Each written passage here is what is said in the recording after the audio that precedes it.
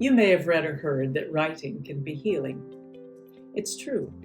Writing can help us through life's difficulties, the ups and downs of traumatic times, but not just any kind of writing. Hi, I'm Sharon Bray, and I lead the Writing the Heart Expressive Writing workshops at Ted Rogers Center for Heart Research. They're offered every spring and fall via Zoom. I'm also a heart failure patient, and I've written myself through more than one difficult chapter of life. So what is expressive writing? Over the last 30 years, a significant body of research has shown that writing has many health benefits. Physically, it can reduce stress and blood pressure. It can improve sleep, immune health functioning, and overall quality of life. There's something else that writing can do. It helps us create greater self-understanding and, more importantly, reclaim our voices. Because during illness and traumatic experiences, we often feel that we are sometimes silenced. So let's talk about what makes expressive writing different and unique from regular writing. It's a process about writing about thoughts and feelings that come from stressful and traumatic events. It's writing freely, without any regard for form, spelling, punctuation, even verb agreement. That's pretty freeing if some of you have negative memories of high school composition. It's writing that helps turn off the body's stress response and release negative or upsetting emotions onto the page. It's a process that uses what we call a writing prompt, a suggestion to help trigger your writing about difficult emotional experiences. Expressive writing is also intimate and personal, as if you're writing to a very close friend or confidant.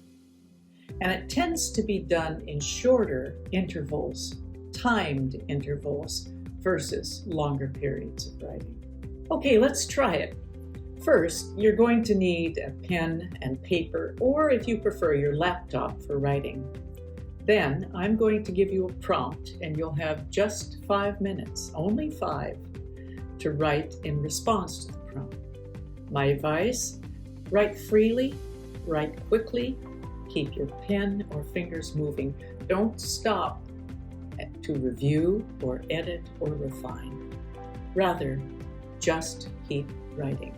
When the time is up, we stop and then take an opportunity to read over what you've written and underline those specific words or phrases that seem to hold more emotional power for you than others.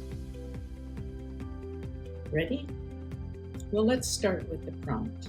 For this first exercise, let's go back to the moment that you became a heart patient. I often use a quote in my workshops by the writer Susan Sontag. She compared getting ill to the experience of crossing the border into a foreign country. The language, the customs, everything is strange. And one of the things she said is that illness is the night side of life. Everyone who is born holds the dual citizenship in the kingdom of the well and the kingdom of the ill. And sooner or later, each of us will, for a time, become a citizen of that other place, the kingdom of the sick. And so for this exercise, we're going to go back to that moment that you crossed the border into the kingdom of becoming a heart patient. Where were you? How was the news conveyed? How did you feel when you heard those words, "You have heart failure," or perhaps, "You've had a heart attack"? What words, whatever words, were used to describe your experience? Remember, you only have 5 minutes to write, and as you write, try to include as much detail and description about that moment of crossing the border, that you can remember. Don't stop, again, to edit or refine. Just write as fast as you can. Ready? Go ahead.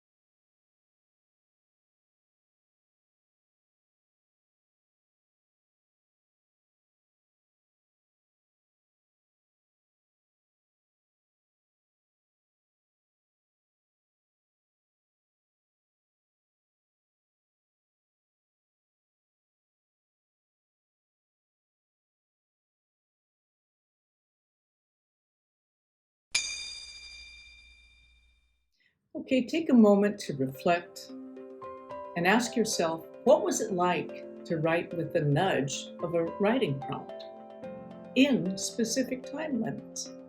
Were you surprised at what you wrote, how much you wrote? What about how it felt? Actually, you might be surprised at how much comes up, how much can be written and expressed in a very short period of time when your emotions are triggered. Expressive writing allows you to dig deep, to make connections between your feelings and upsetting events, and to translate your emotions, the chaos of emotions, into words.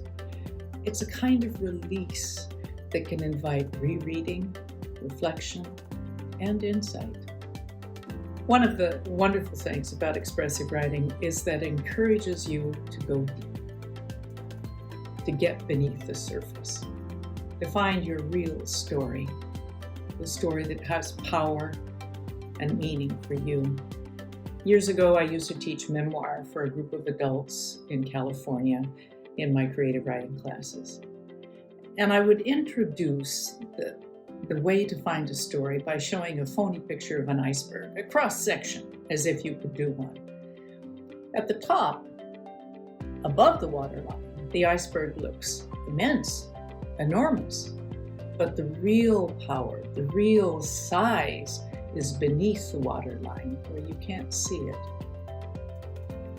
In expressive writing, you want to go where the real story is. That's where the power, the meaning, the discovery all lie. And so the use of prompts, timed writing, all helps you make that plunge into the deeper part of your experience to tell your story. For this exercise, let's shift our focus, going from the physical heart to the metaphorical heart, the one that has long been the subject of emotion, of love, of what we hold dear in our lives. There's a lovely quote from the book Heart, A History by the cardiologist Sandeep Jahar. In it, he said, "A record of our emotional lives is written on our hearts." For this exercise, think about your other heart, that metaphorical one, and the emotions and memories and experience that you carry in your heart. Ask yourself, what is written on my heart? Again, just like last time, you're only going to have 5 minutes to write without pausing to edit or refine. And so what is written on your heart? Go ahead.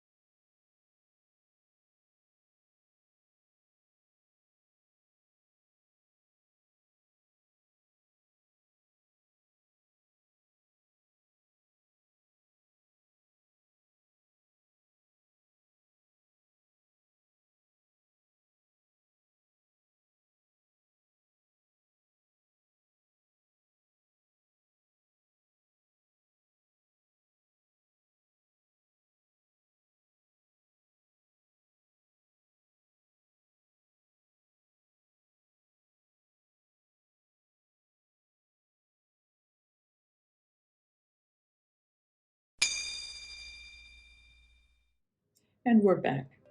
So just as before, look over what you've written. Were you surprised by what came up, by what you wrote?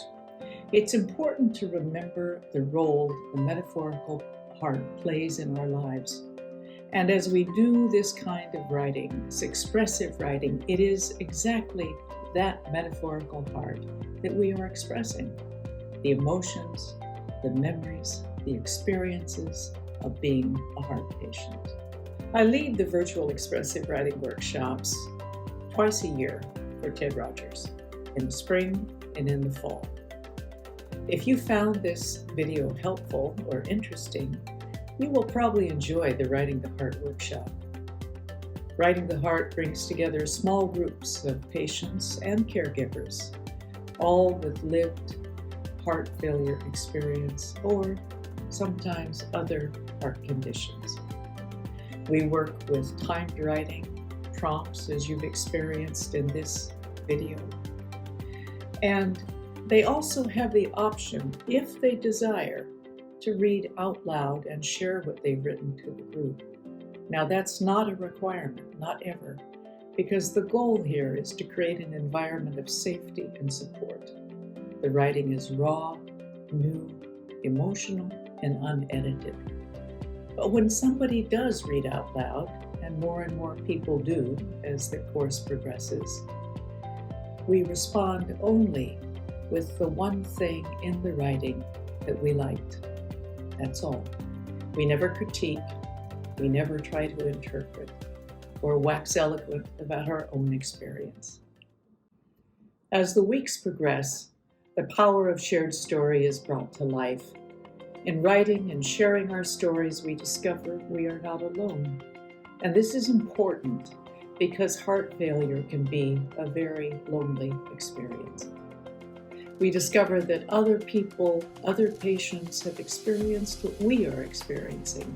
And through those shared experiences and stories, we create a sense of community. Stories are instrumental to our healing process. They are the way we come to understand ourselves and our experiences.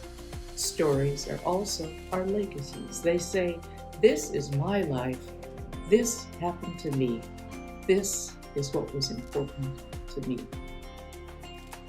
I'd like to close with a quote from the book 2 or 3 Things I Know for Sure by the writer Dorothy Allison. She said, I am the only one who can tell my story and say what it means.